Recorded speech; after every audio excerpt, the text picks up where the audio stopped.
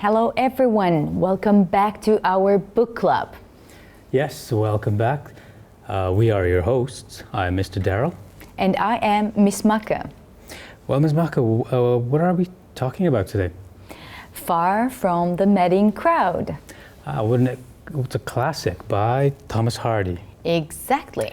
Well, as you know, it's a fast-paced plot with well-fleshed characters, which all builds up to a great emotional drama and leaves you with much food for thought. So it's a classic in that sense. Yeah, and Hardy's satire of the social and religious values of his period.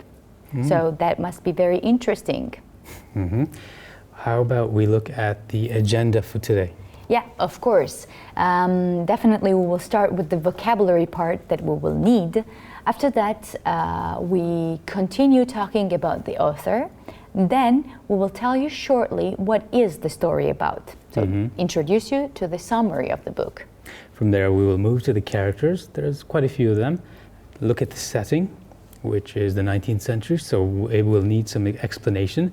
And then, of course, talk about some main themes. And finally, give you homework.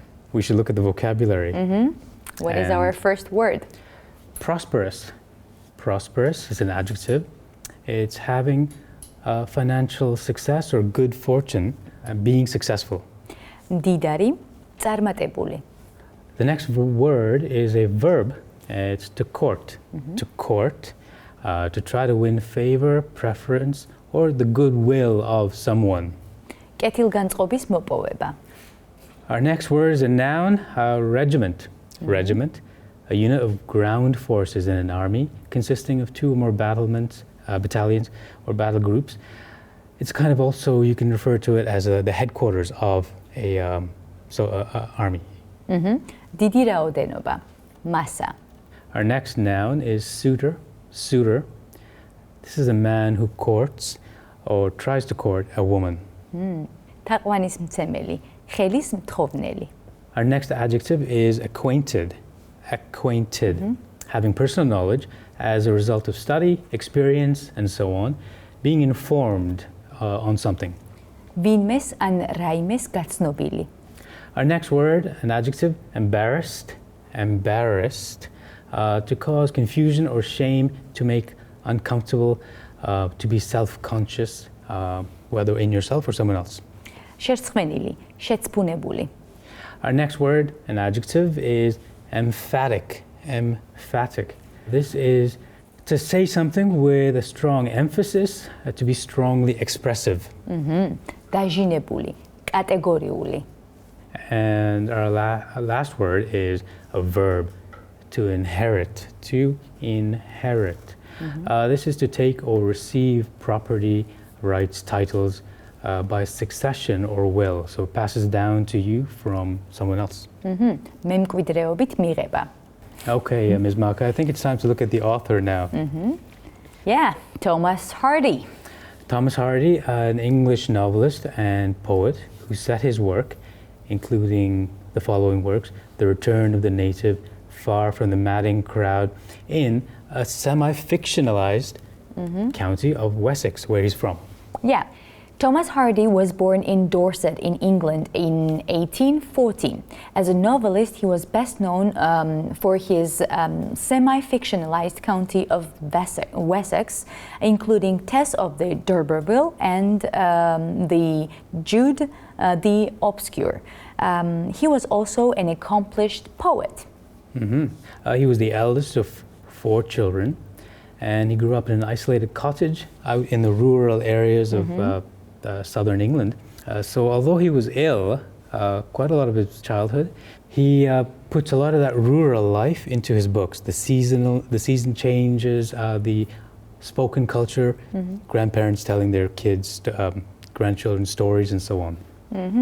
Yeah, so he spent, and maybe this is because he spent a year at the village school at age 8, and then he moved on to schools in Dorchester, the nearby county town where he received a good grounding in mathematics and Latin. He started to get more politically conscious at this point.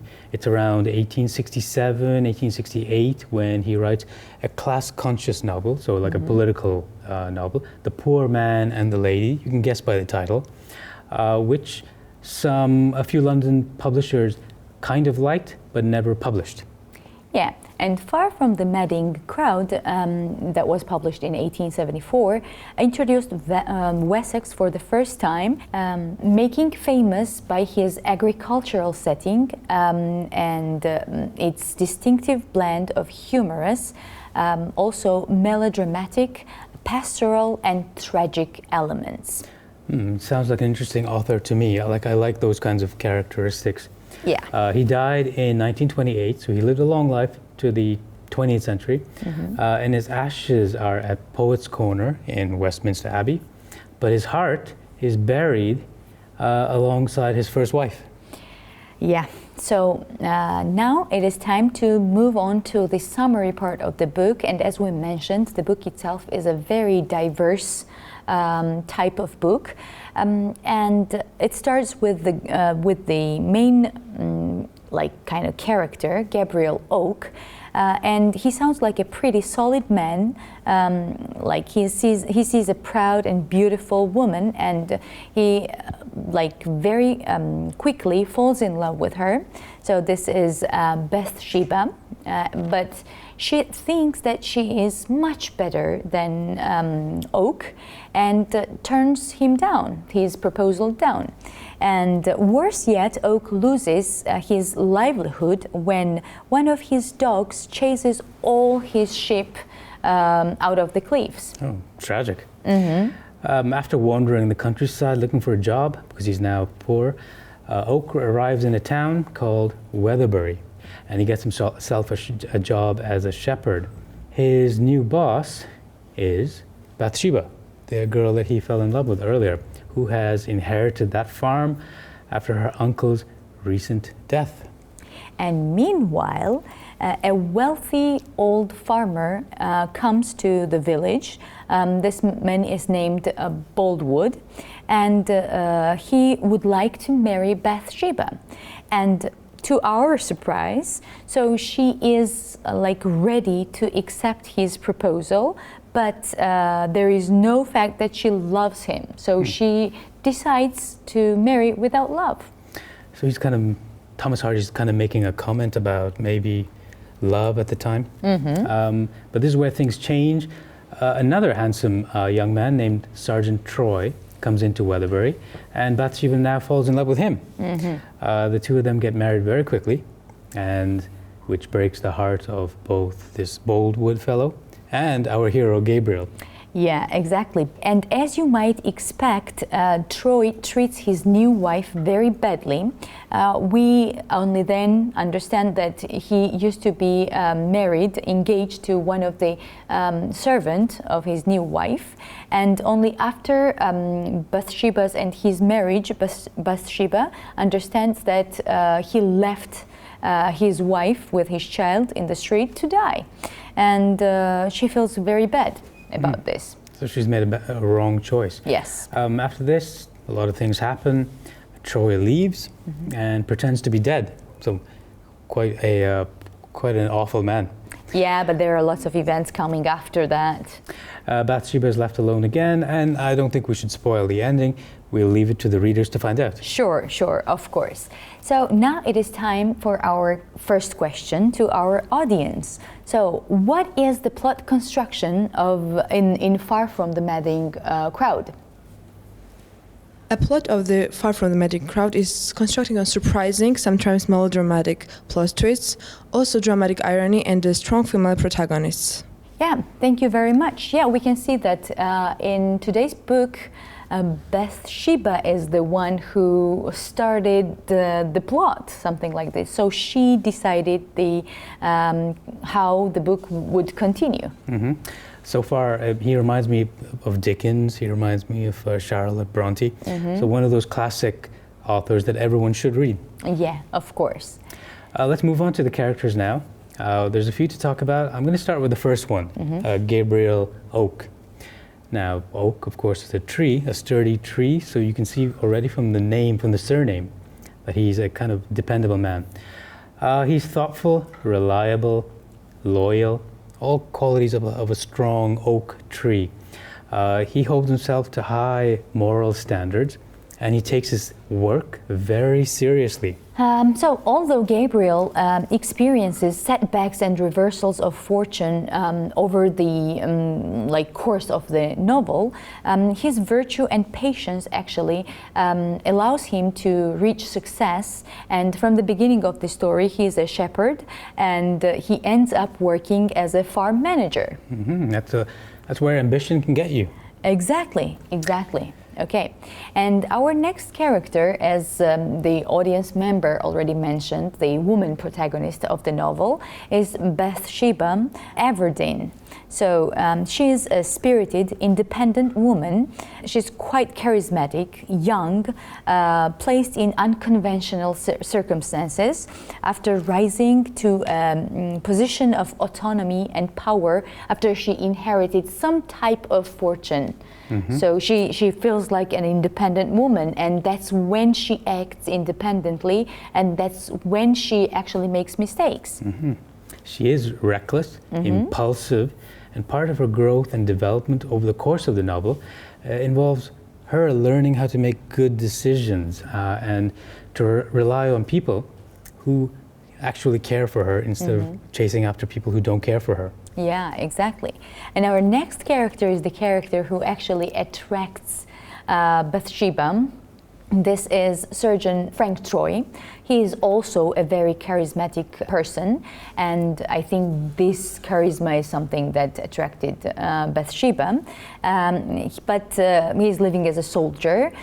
He is a womanizer who first seduces Fanny and then abandons her without marrying her.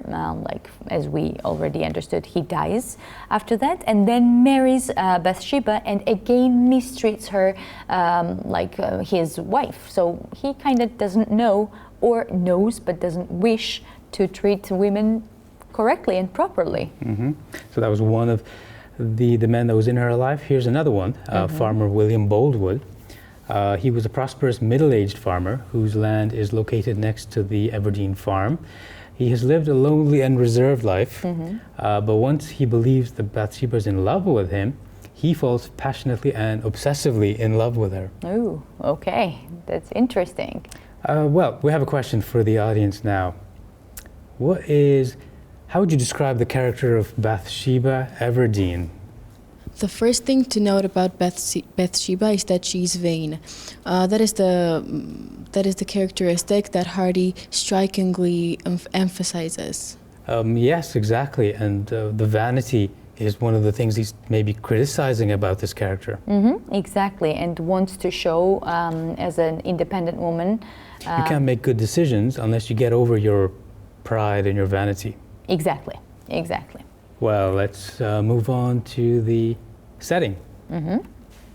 We are looking at the late 1860s to 1870s. It's right after the American Civil War. There's a lot of things happening at that time. People are making their fortunes. People have lost their fortunes. So it's precisely in this time that people like Gabriel and Bathsheba are trying to find their way. Yeah. Now look at the where part of the story. So this is Wessex, England. Far from the madding crowd is the first novel where Thomas Hardy actually set in the fictional area of England, but it is not the last one. So Thomas creates, throughout his career, builds an entire mythology around this fictional part of England, even creating maps of the area to help readers get directions. That's interesting. Kind of like what J.R.R. Tolkien did with his fantasy world. He created maps and languages even. Exactly. But this is more realistic, I think. This is because Thomas Hardy really tries to show reality in fictional areas. The main thing you need to know about Wessex and the equally fictitious town of Weatherbury is that Hardy designed these places as idyllic rural England, apart from his childhood, if you remember, that was slowly going extinct with the rise of modern technology and industry. So he's looking backwards. Yeah, and Hardy makes this idealism fairly clear in the ways he describes the setting. So in this area, what we mean is the language he uses while describing the area. Why don't you give us an example of a text? Yeah, of course. For example, the thin grasses more or less coating the hill were touched by the wind in breezes of differing powers and almost of differing natures. One rubbing the blades heavily, another raking them piercingly, another brushing them like a soft broom. So there are lots of adjectives describing this nature and surrounding. Very poetic language. Exactly, and that's how he wants to show the idealistic world of rural area of England, of course. He seems like a man with nostalgia. Yeah, exactly. Now it is time to ask a question to our audience. So in this story, we see a fictional place where Hardy shows rural life as sort of idyllic. Do you think a person might decide to live in countryside by reading a book about its life? Yes, I think it's totally possible. After reading a book, you feel like you were there. A person who likes nature, a positive book about rural life might attract him. Yeah, the power of literature is sometimes why we read books. Exactly. For example, me, I was attracted by the movie to live in a rural life, so I'm sure that the book would have a much more powerful effect on me. Okay, we should look at some of the main themes now. And as we've mentioned before, love is a main theme of the book, but there are criticisms to be made about it. So the plot, as you know, revolves around Bathsheba trying to understand what love truly is and what type of man is worthy of her giving her love to. Each of her suitors, the men who come up to her asking for her marriage, hand in marriage, represents a different kind of love. Farmer Boldwood, offers a love that is intense, obsessive, and functions like a form of ownership. So that's not too good. He tries to buy her love with luxurious goods and promises of sharing in his prosperity. Yeah, and we can see that Troy offers Bathsheba a very passionate love, but it is very pleasurable for the first time, but it fades away very quickly, and it lacks like compatibility and compassionate love, something like this. But this is Gabriel Oak who offers her this type of love, unassuming but very steady feelings, and love that will endure through problems and challenges. So we can see two different people offering two different types of love. Yeah, like his name, Oak, that strong tree that doesn't bend or fall with time. It is very symbolic. His name. Let's have a question for the audience. Now, speak about this theme of love. Explain it as you've understood it from this book. Love is dominant theme in this novel. Two major love themes are that class barriers interfere with love and that mistakes in love cause grave damage. Yeah, we saw three different kinds of love in this story, and you can see the flaws with two of them, and then you see the goodness of Gabriel. Yeah, of the real feelings, I would say, true feelings, true intentions. True intentions, yeah. Yeah, exactly.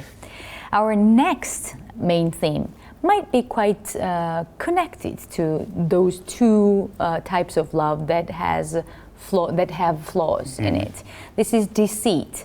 So deceit is an important main theme in this novel, since various characters create unfortunate situations through a lack of honesty. For example, Bathsheba unleashes a long and tragic series of events through the simple and playful deception of sending Boldwood a valentine and misleading him about her feelings. So for the first time, we see her kind of agreeing with him, but then she is dishonest with him. Yeah, a common enough situation. And later with Troy, the sergeant, Troy repeatedly tricks and deceives her and other characters around him. He does not reveal the nature of his relationship to the servant, Fanny. And when he returns from America, he disguises his identity at a fair. The scale of deceit goes from kind of harmless to very serious, and yet it always has negative consequences. So Thomas Hardy is saying that deceit in love never works out. Yeah, and now let's see what our audience members think about it. And it is time to ask another question. So, can a lie be relatively harmless? Yes, I think a lie can be harmless, but it's better not to say one, because you might get used to it and create more lies that will be harmful, like we saw in this story. Yeah, thank you very much. Very nice point. We have a term in English, a white lie. I don't know if you have this in Georgian as well. Exactly. You can tell lies when it tries to help someone. Yeah, there are some cases where lie can be somehow justified, but as our audience member mentioned, yeah, you might get used to it, and it is in this case very dangerous. It can lead to worse and worse lies, and exactly. Then before you know it, you don't even know what's true and false. Something that you didn't even intend to. Yeah. Okay, I guess now it is time to conclude the whole program, and the very first thing we discussed was the author, Thomas Hardy. We looked at the summary of the novel next. It's about this young woman, Bathsheba, and the three men in her life. Yeah, and the characters, I will mention three different types of men offering different types of love to main woman protagonist of the novel. Yeah, and look at the setting, the 1860s to about the 1870s in Wessex, England. And we've chosen two main themes very closely connected to each other, love and deceit. As my own personal opinion, I think the characters that he's shown in this to display the different kinds of love is quite intelligent. I'm very impressed with the way he does it. Yeah, exactly. That's why it is called a classic book, and that's why we recommend you to read it. Now, let's look at the words that we brought up at the beginning of the lesson once more, and I'll just say quickly for pronunciation purposes. Yes, please. As you remember, prosperous, to court, regiment, suitor, acquainted, embarrassed, emphatic, and to inherit. Very nice. Mr. Darrell, now I think it is time to give a homework to our TV audience. Let's give them some homework. As we saw, the character Gabriel Oak became a successful farm manager after being a shepherd for years. Think about modern life. What are the main skills that one should have to become a successful man of the 21st century? What are the main challenges of this era? Interesting. როგორც ვნახეთ, პერსონაჟი გაბრიელ ოუკი გახდა ფერმის წარმატებული მენეჯერი წყემსად რამდენიმე წლიანი მუშაობის შემდეგ. იფიქრეთ თანამედროვე დროზე, რა უმთავრეს უნარებს უნდა ფლობდეს ადამიანი 21 საუკუნეში წარმატების მისაღწევად. რა ძირითადი გამოწვევებია ამ საუკუნეში? Don't forget to send those answers to the address on the screen. პასუხები შეგიძლიათ გამოაგზავნოთ ეკრანზე მითითებულ მისამართზე. Well, Ms. Maka, that's our look at Thomas Hardy's first real classic far from the madding crowd. Exactly, and I think after that, women should be very, very careful while agreeing or disagreeing with some proposals, right? And reading this book might let you see the different types before they happen to you. Exactly, and that's why we should read a lot, because the books give us answers to many problems that we might encounter in our life. Well, I think we can say goodbye to our TV audience. Yeah, Mr. Darrell, I think it is high time to say goodbye to our lovely audience here and to the TV audience. And we look forward to the homework as always. Of course. So, have a nice week. Until next time, goodbye. Bye.